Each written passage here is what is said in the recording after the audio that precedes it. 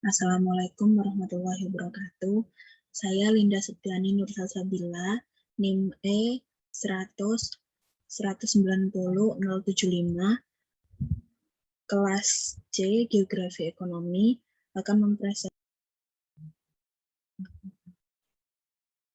mempresentasikan tentang aglomerasi industri. Baik, saya akan menunjukkan PowerPoint yang telah saya buat mengenai aglomerasi industri.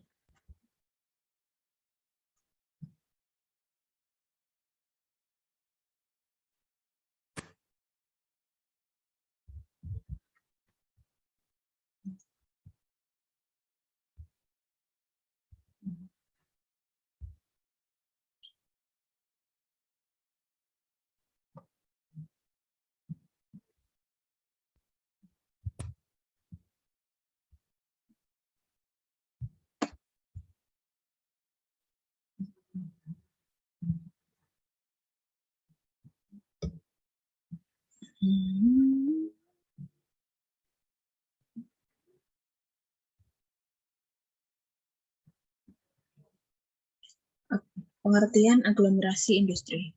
Aglomerasi industri adalah pemusatan berbagai macam industri dalam suatu wilayah agar dapat memberikan keuntungan yang lebih besar kepada berbagai industri pada wilayah tersebut. Jadi, aglomerasi industri berkaitan erat dengan penempatan kawasan industri.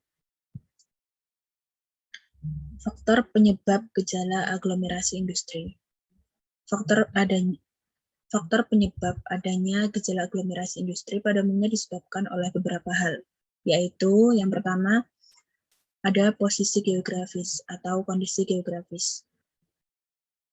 Yang kedua, menumpuknya bahan baku yang berada hanya pada suatu tempat saja. Jadi bahan baku tersebut hanya ada pada satu tempat yang dimana sulit untuk didapatkan di tempat yang lain.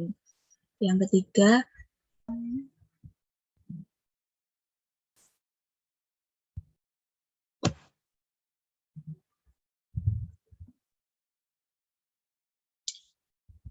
baik.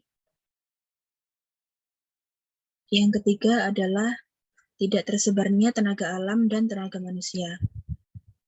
Yang dimaksud dengan tidak tersebarnya tenaga alam dan tenaga manusia adalah tenaga alam dan tenaga manusianya sangat kecil dan tidak mudah ditemukan di manapun. Yang keempat, pembangunan yang tidak merata, di mana pembangunan tersebut hanya dilakukan pada tempat-tempat tertentu saja, tidak menyeluruh.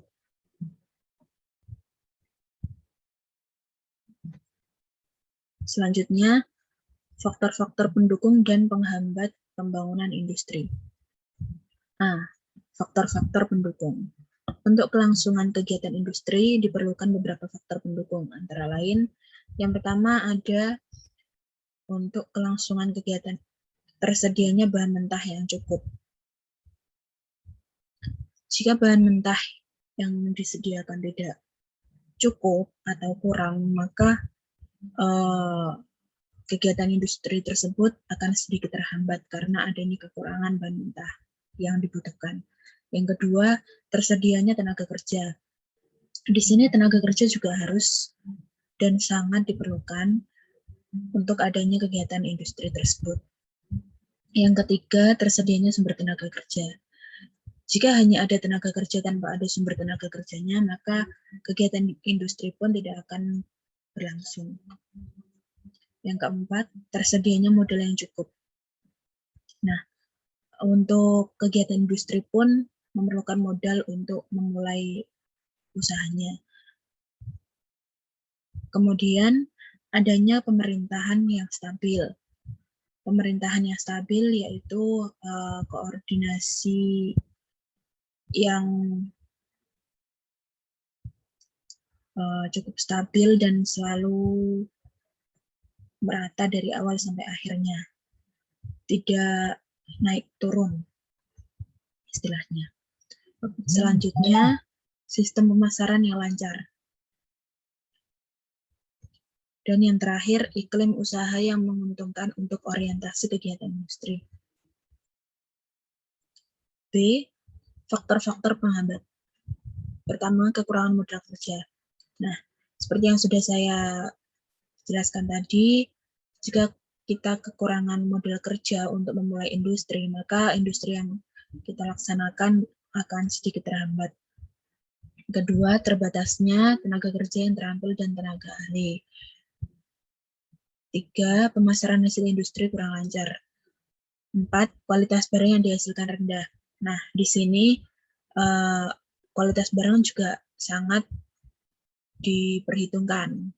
Karena jika konsumen mendapati kualitas barang yang buruk, maka konsumen akan mencari industri yang lain yang lebih bagus tentunya. Kemudian infrastruktur kurang memadai. Selanjutnya, komponen bahan baku tertentu masih tergantung dari luar negeri. Nah, ini yang tadi bahan bakunya yang tersedia hanya di beberapa tempat saja dan tidak mudah dijumpai. Selanjutnya, sikap mental masyarakat yang lebih menyukai produk luar negeri hanya karena gengsi atau status. Dan yang terakhir, adanya iklim berusaha yang tidak sehat atau monopoli. Jenis-jenis aglomerasi industri. Aglomerasi dapat dibedakan dalam dua jenis, yakni aglomerasi primer dan aglomerasi sekunder.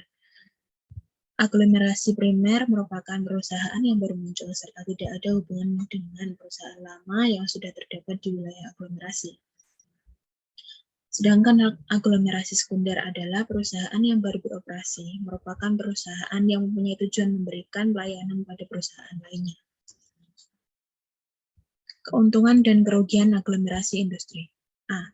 Keuntungan aglomerasi. Yang pertama, manfaat yang didapatkan dari memiliki kegiatan ekonomi sebanyak mungkin dalam jarak yang berdekatan.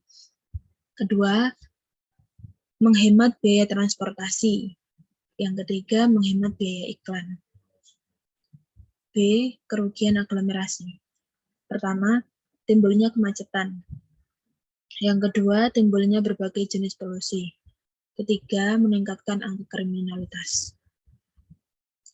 Terima kasih, hanya itu yang bisa saya sampaikan. Wassalamualaikum warahmatullahi wabarakatuh.